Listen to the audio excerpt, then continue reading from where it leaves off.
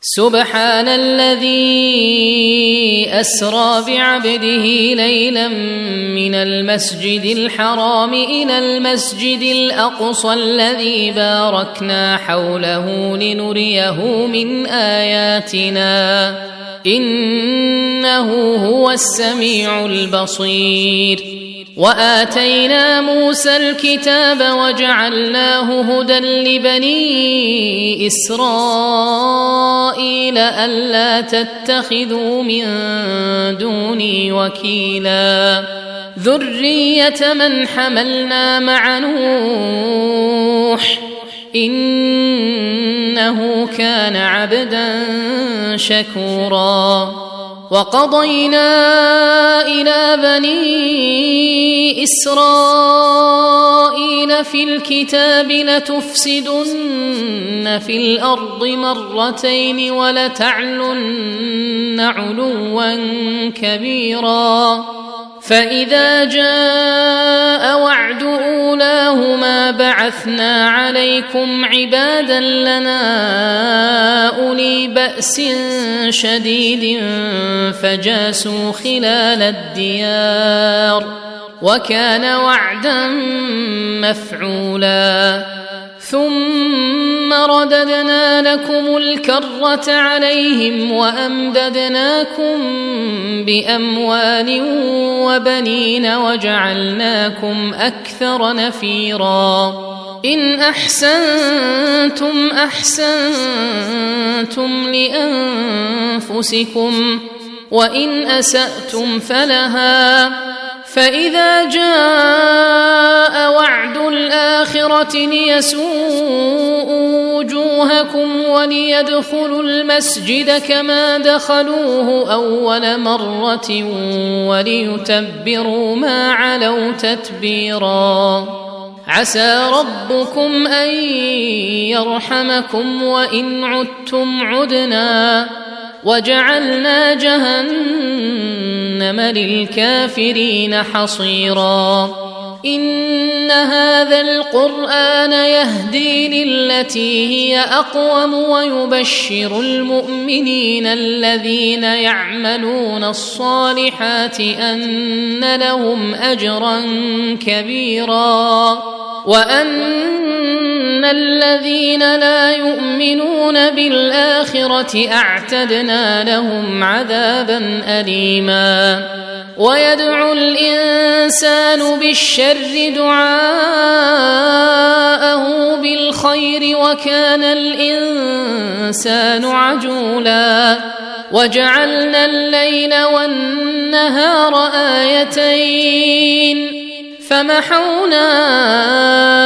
آية الليل وجعلنا آية النهار مبصرة لتبتغوا فضلا من ربكم ولتعلموا عدد السنين والحساب وكل شيء فصلناه تفصيلا. وكل إنسان ألزمناه طائره في عنقه ونخرج له يوم القيامة كتابا يلقاه منشورا. اقرأ كتابك كفى بنفسك اليوم عليك حسيبا. من اهتدى فإنما يهتدي لنفسه ومن ضل فإنما يضل عليها ولا تزر وازرة وزر أخرى وما كنا معذبين حتى نبعث رسولا. وإذا أردنا أن نهلك قرية أمرنا متر فيها ففسقوا فيها فحق عليها القول فدمرناها تدميرا. وكم أهلكنا من القرون من بعد نوح وكفى بربك بذنوب عباده خبيرا بصيرا. من كان يريد العاجلة عجلنا له فيها ما نشاء لمن نريد ثم جعلنا له جهنم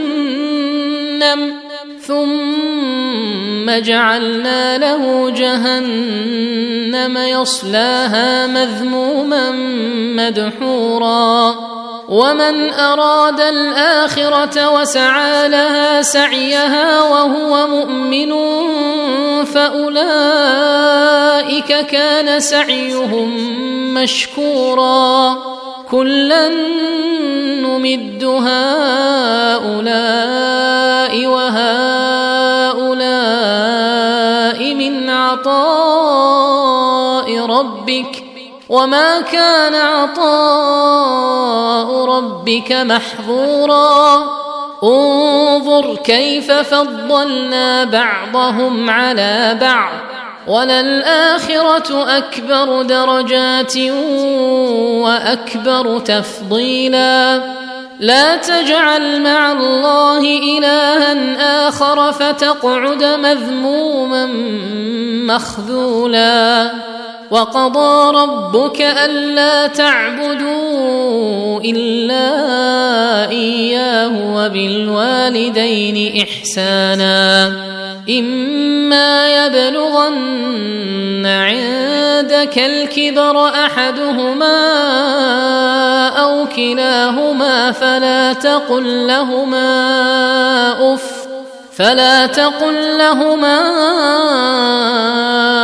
أف ولا تنهرهما وقل لهما قولا كريما واخفض لهما جناح الذل من الرحمة وقل رب ارحمهما كما ربياني صغيرا ربكم أعلم بما في نفوسكم إن تكونوا صالحين فإنه كان للأوابين غفورا وآت ذا القربى حقه والمسكين وابن السبيل ولا تبذر تبذيرا إن المبذرين كانوا إخوان الشياطين وكان الشيطان لربه كفورا وإما تعرضن عنهم ابتغاء رحمة من ربك ترجوها فقل لهم قولا ميسورا ولا تجعل يدك مغلولة إلى عنقك ولا تبسطها كل البسط فتقعد ملوما محسورا إن ربك يبسط الرزق لمن يشاء ويقدر إنه كان بعباده خبيرا بصيرا ولا تقتلوا أولادكم خشية إملاق نحن نرزقهم وإياكم إن قتلهم كان خطأ كبيرا ولا تقربوا الزنا إنه كان فاحشة وساء سبيلا ولا تقتلوا النفس التي حرم الله إلا بالحق ومن قتل مظلوما فقد جعلنا لوليه سلطانا فلا يسرف في القتل إنه كان منصورا ولا تقربوا مال اليتيم إلا بالتي هي أحسن حتى يبلغ أشده وأوفوا بالعهد إن العهد كان مسؤولا وأوفوا الكيل إذا كلتم وزنوا بالقسطاس المستقيم ذلك خير وأحسن تأويلا ولا تقف ما ليس لك به علم إن السمع والبصر والفؤاد كل أولئك كان عنه مسؤولا ولا تمش في الأرض مرحا إنك لن تخرق الأرض ولن تبلغ الجبال طولا كل ذلك كان سيئه عند ربك مكروها ذلك مما أوحى إليك ربك من الحكمة ولا تجعل مع الله إلها آخر فتلقى في جهنم ملوما مدحورا أفأصفاكم ربكم بالبنين واتخذ من الملائكة إناثا إنكم لتقولون قولا عظيما ولقد صرفنا في هذا القرآن ليذكروا وما يزيدهم إلا نفورا قل لو كان معه آلهة كما يقولون إذا لابتغوا إلى ذي العرش سبيلا سبحانه وتعالى عما يقولون علوا كبيرا تسبح له السماوات السبع والأرض ومن فيهن وإن من شيء إلا يسبح بحمده ولكن لا تفقهون تسبيحهم إنه كان حليما غفورا وإذا قرأت القرآن جعلنا بينك وبين الذين لا يؤمنون بالآخرة حجابا مستورا وجعلنا على قلوبهم أكنة أن يفقهوه وفي آذانهم وقرا وإذا ذكرت ربك في القرآن وحده ولوا على أدبارهم نفورا نحن أعلم بما يستمعون به إذ يستمعون إليك وإذ هم نجوى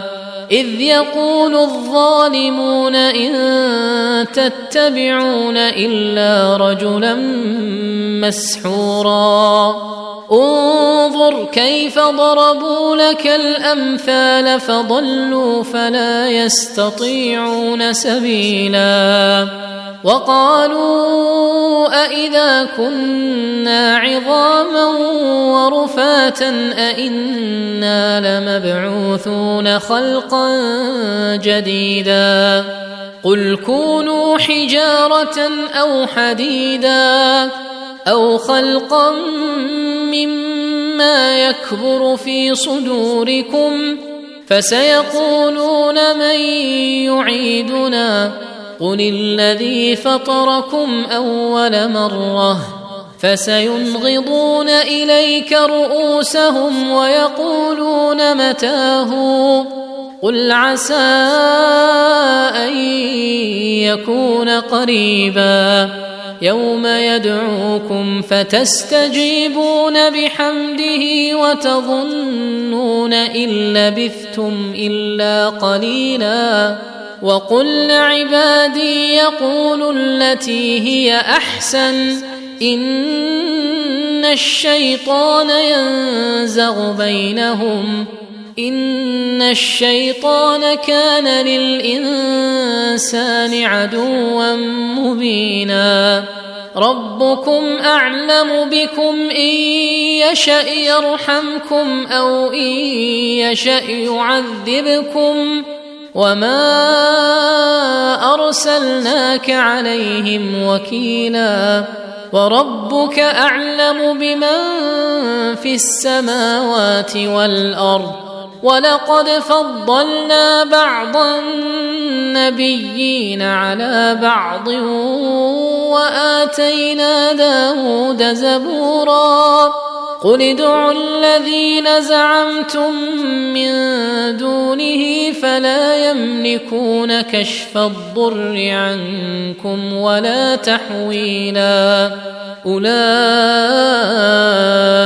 الذين يدعون يبتغون إلى ربهم الوسيلة أيهم أقرب ويرجون رحمته ويخافون عذابه إن عذاب ربك كان محذورا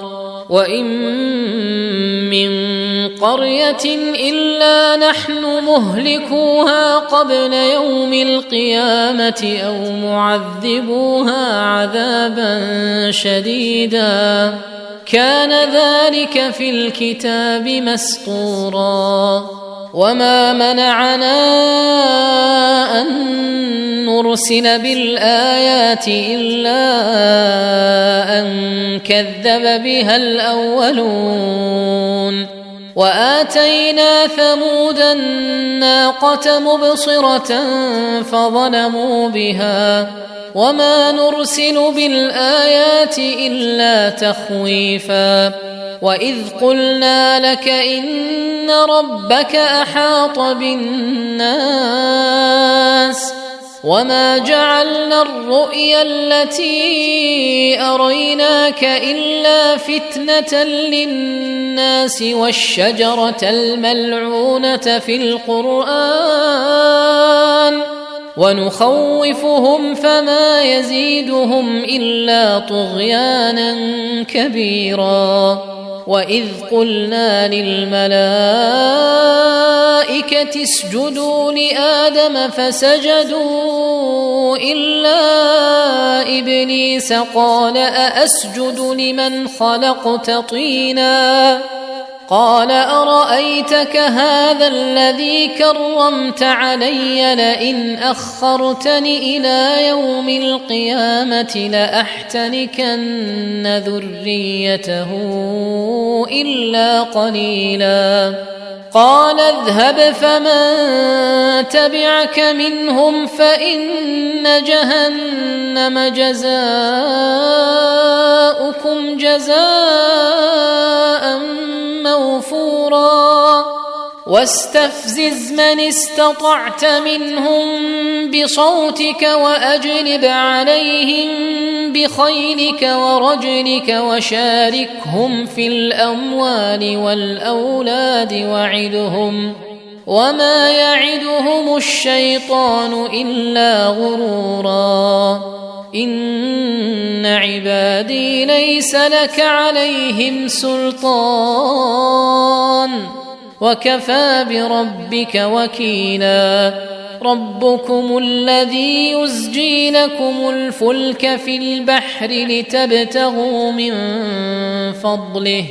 إنه كان بكم رحيما وإذا مسكم الضر في البحر ضل من تدعون إلا إياه فلما نجاكم إلى البر أعرضتم وكان الإنسان كفورا أفأمنتم أن يخسف بكم جانب البر أو يرسل عليكم حاصبا ثم لا تجدوا لكم وكيلا أم أمنتم أن يعيدكم فيه تارة أخرى فيرسل عليكم قاصفا من الريح فيغرقكم بما كفرتم ثم لا تجدوا لكم علينا به تبيعا ولقد كرمنا بني آدم وحملناهم في البر والبحر ورزقناهم من الطيبات وفضلناهم على كثير ممن خلقنا تفضيلا يوم ندعو كل أناس بإمامهم فمن أوتي كتابه بيمينه فأولئك يقرؤون كتابهم ولا يظلمون فتيلا ومن كان في هذه أعمى فهو في الآخرة أعمى وأضل سبيلا وإن كادوا ليفتنونك عن الذي أوحينا إليك لتفتري علينا غيره وإذا لاتخذوك خليلا ولولا أن ثبتناك لقد كدت تركن إليهم شيئا قليلا إذا لأذقناك ضعف الحياة وضعف الممات ثم لا تجد لك علينا نصيرا وإن كادوا ليستفزونك من الأرض ليخرجوك منها وإذا لا يلبثون خلافك إلا قليلا سنة من قد أرسلنا قبلك من رسلنا ولا تجد لسنتنا تحويلا أقم الصلاة لدلوك الشمس إلى غسق الليل وقرآن الفجر إن قرآن الفجر كان مشهودا ومن الليل فتهجد به نافلة لك عسى أن يبعثك ربك مقاما محمودا وقل رب أدخلني مدخل صدق وأخرجني مخرج صدق واجعل لي من لدنك سلطانا نصيرا وقل جاء الحق وزهق الباطل إن الباطل كان زهوقا وننزل من القرآن ما هو شفاء ورحمة للمؤمنين ولا يزيد الظالمين إلا خسارا وإذا أنعمنا على الإنسان أعرض ونأى بجانبه وإذا مسه الشر كان يئوسا قل كل يعمل على شاكلته فربكم أعلم بمن هو أهدى سبيلا ويسألونك عن الروح قل الروح من أمر ربي وما أوتيتم من العلم إلا قليلا ولئن شئنا لنذهبن بالذي أوحينا إليك ثم لا تجد لك به علينا وكيلا إلا رحمة من ربك إن فضله كان عليك كبيرا قل لئن اجتمعت الإنس والجن على أن يأتوا بمثل هذا القرآن لا يأتون بمثله ولو كان بعضهم لبعض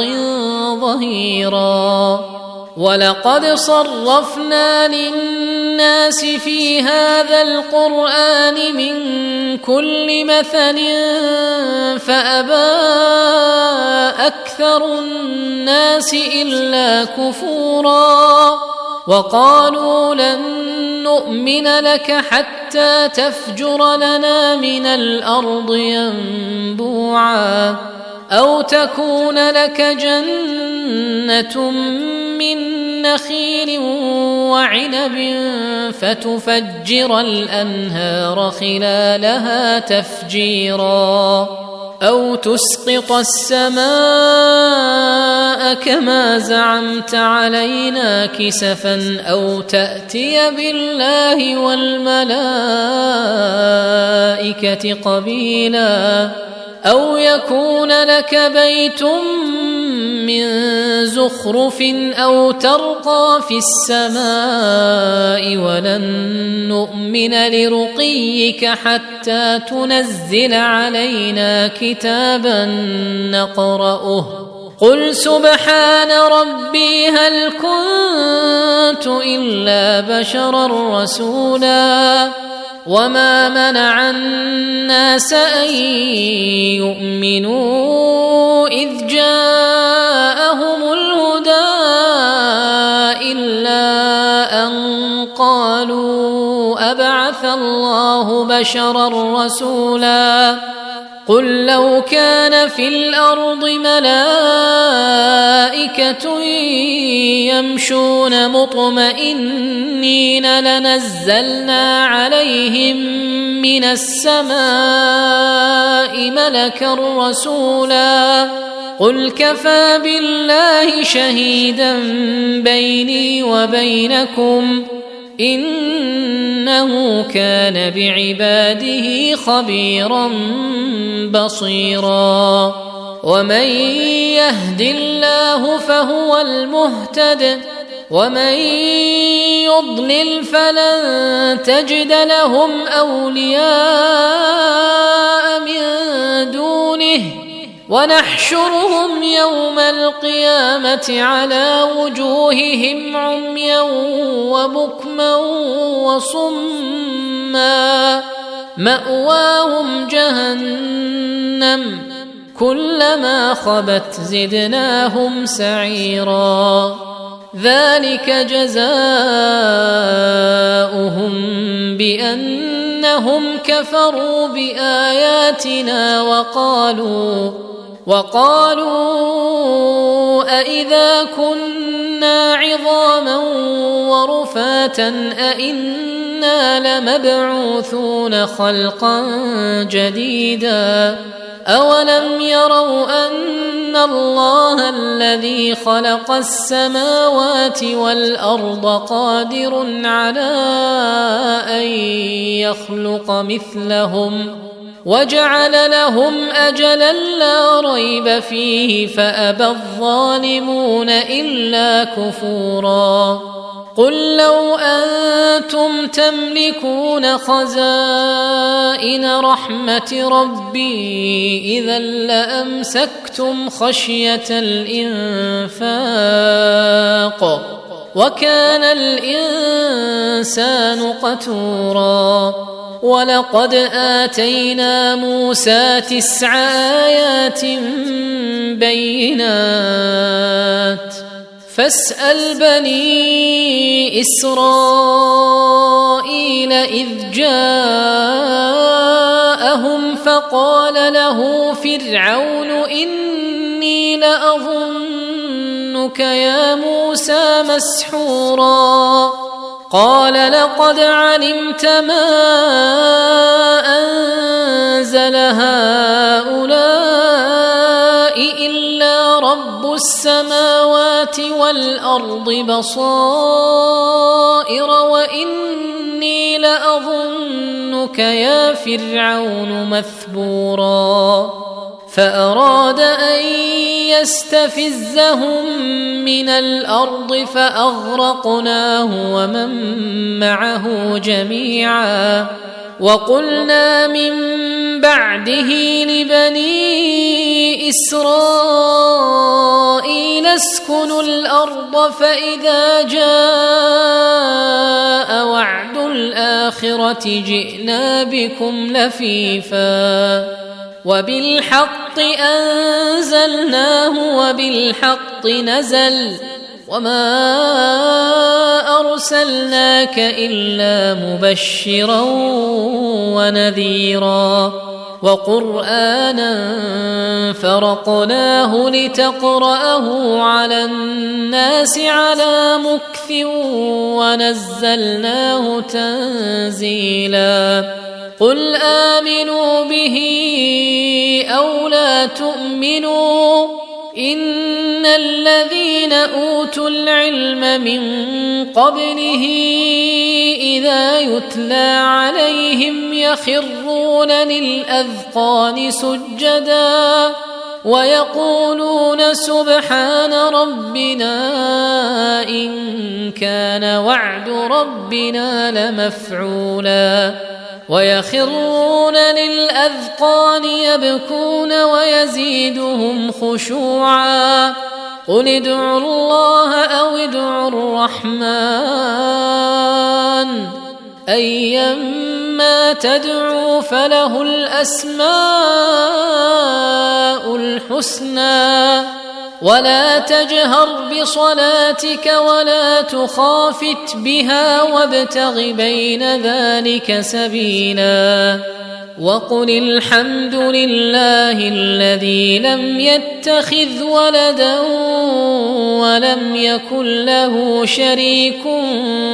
في الملك ولم يكن له ولي من الذل وكبره تكبيرا.